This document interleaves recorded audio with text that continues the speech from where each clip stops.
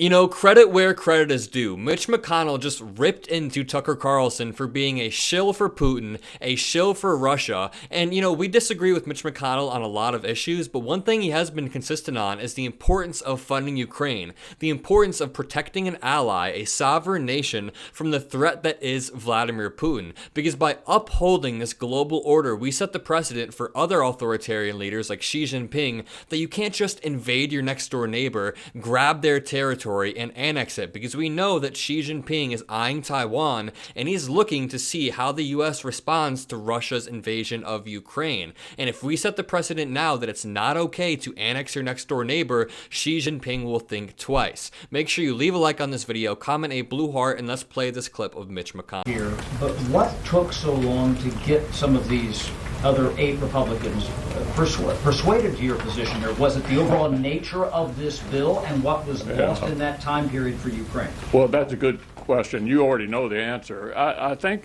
the demonization of Ukraine began by Tucker Carlson, who, in my opinion, ended up where he should have been all along, which is interviewing Vladimir Putin.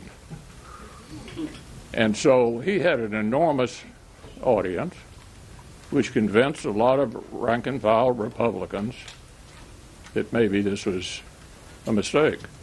Well, you know, why do we even have an interest to be over there? Well, for a few reasons. First of all, Zelensky is becoming more and more Western aligned, and when you have Vladimir Putin, who we can agree is a murderous dictator, right? When he invades his next door neighbor, who's a sovereign country, and tries to grab that land, not only does that violate international law, but it's just not a precedent that we want to set. If we set that precedent, what if Xi Jinping wants to invade Taiwan and then... Oh, I know. I mean, all of these scenarios are up in the air. But let me ask you this: do you know about when the fall of the Soviet Union happened, when we agreed not to expand NATO east towards the Russian border? First of all, what you're talking about is James Baker and Gorbachev making an agreement that they wouldn't expand 1 inch eastward, but this wasn't a formal agreement. This was just a passing conversation about military expansion. And if you want to talk about breaking deals, Vladimir Putin broke the Budapest Memorandum, which said that if we give up our nukes, if Ukraine gives up their nukes, then Russia will never invade them. They broke that. So if you watch my channel regularly, you probably know that Ukraine and Russian disinformation are a very important issue. I like to talk about them a lot because I think that Russian disinformation is one of the largest problems the US faces today. And it's an invisible problem. It's all around us. People that we know, people that we love, politicians sitting in Congress are falling for Russian disinformation. And when Tucker Carlson goes over there and interviews Putin, and while this is happening, a large amount of US politicians, a large amount of right-wing MAGA supporters begin to be sympathetic for Russia. They begin to want to put Ukraine to the side. Then we have a massive problem. Watch this clip of me talking to my friends in Kyiv about the problem of Russian disinformation. Like, how do you deliver a message to people in this environment? What do you think people should do to do that? Yeah, you hit the nail on the head with the fact that Twitter is run by Elon and he's allowing Russian information to run rampant. He actually boosts Russian information actively. We talked about this last time. You have U.S. politicians, Vivek Ramaswamy, Marjorie Taylor Greene, the big guy himself, Donald Trump, essentially spouting off Russian talking points about pulling us out of NATO. And again, TikTok, which is run by ByteDance, which is directly run by the CCP. So they're definitely all of these foreign adversaries are essentially putting their thumb on the scale of this American election, and they're trying to sway it in any way they can. So again, it's a huge uphill battle. How can we combat this misinformation or disinformation effectively? I think we need to have younger people like me as a mouthpiece for the administration, because some of the comments I get are like, a comment I got on TikTok the other day was, why does this kid explain it better than most people in the Democratic Party? Which tells you that there is a huge failure in messaging in the Democratic Party. Has anybody that's a Democrat explained that we're not just sending cash bags to Ukraine, we're actually mostly sending military equipment that we can restock and repile? I don't know how many Democratic politicians I've heard give that talking point. So that leads to Republicans dominating the narrative, driving the entire narrative. Oh, we're sending taxpayer dollars to Ukraine. Ukraine is a Nazi-run state and Russia has every right to take over. So I really think it's just about, this is just a vague answer, but stronger messaging, more powerful leaders in the Democratic Party. And it really has made me realize just how pervasive Russian disinformation is. Obviously, I knew before, but just seeing some of the new stuff that comes out and seeing some of the stuff that people say to me, you can see Vladimir Putin's fingerprints directly on these talking points. And it's really opened my mind over the past few months about this holy war that Putin is waging against the West. And something that's interesting is like Putin genuinely actually believes he needs to save the West from ourselves. He, from the bottom of his heart, he hates liberal democracy. I mean, that's obviously part of the reason he began to invade Ukraine.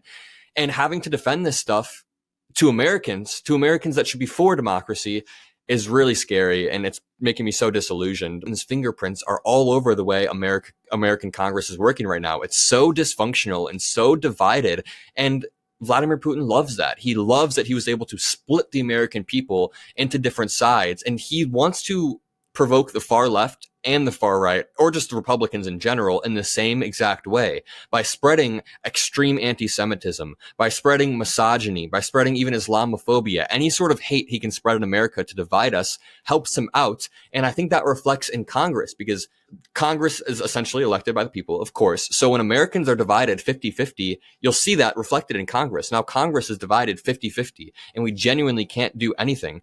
And I think another point is, now that like Finland and Sweden have joined NATO, makes you realize that Vladimir Putin may be the best advocate for NATO there is, more so than any American politician. Like, he's made NATO into a more cohesive allegiance than they have been in the past few decades, ever since the dissolution of the Soviet Union. People were actually forgetting why we needed NATO, and now we remember why we need NATO. Sorry for playing such a long segment, but I think that was all relevant to the topic at hand, and it still blows my mind how much influence Vladimir Putin has on the inner workings of our Congress. Do you guys remember during Biden's impeachment trial when they held up Alexander Smirnov as the key witness, the silver bullet? He's infallible. He brings this whole case together. Then when it came out that he is a mouthpiece for the Kremlin, he got all of his information from Russia, from Russian propaganda. They were like, who's Alexander Smirnov? We have no clue who that is. Someone put a side-by-side compilation together of Comer talking about how great Smirnov was, and then afterwards him saying, we don't even know who Smirnov is.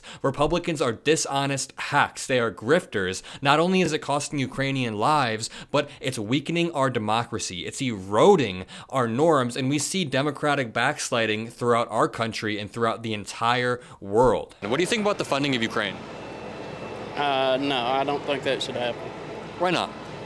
Because we need to take care of America first. America first? I agree, but I'd make the argument that funding Ukraine is exactly how we put America first, because a lot of people think we're sending cash bags, but we're sending old military equipment, right? And after we send that military equipment, we get to create new American jobs to restock and repile that, right? That's a good point. On top of that, do you think Vladimir Putin's our enemy?